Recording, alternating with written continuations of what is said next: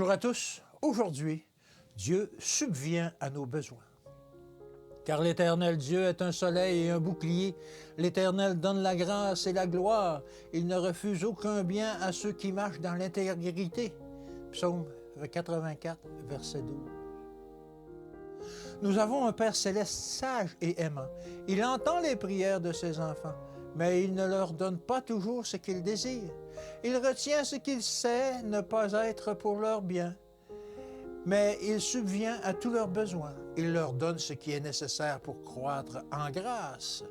Dans nos prières, nous devrions dire « Seigneur, si ce que je demande est pour mon bien, donne-le-moi. Sinon, retiens-le, mais accorde-moi ta bénédiction. » Le Seigneur entend nos requêtes, il comprend notre situation, il pourvoira exactement à nos besoins, il fortifiera notre foi et augmentera notre spiritualité.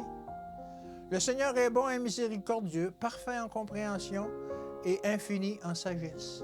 Certains prient pour des bénédictions temporelles, lesquelles, pense-t-il, leur apporteront la prospérité sur la terre.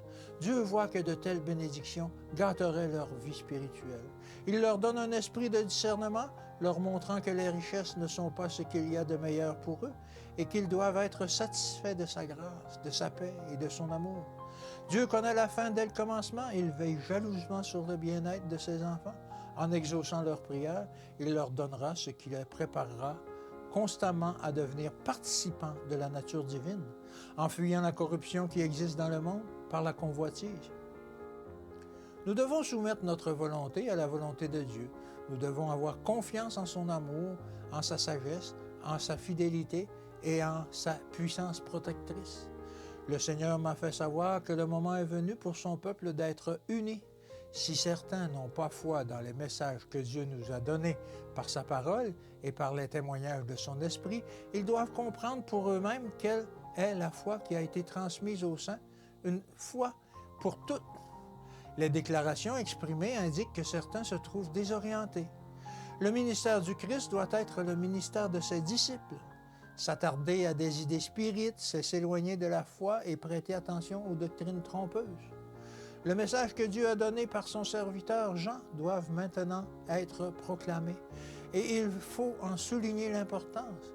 Notre travail consiste à revivifier ces vérités sacrées qui nous ont attirés hors du monde et ont fait de nous ce que nous sommes.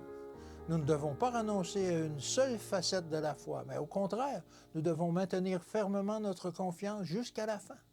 Nous ne devons accorder aucun crédit aux doctrines qui ne sont pas en harmonie avec la vérité pour notre époque.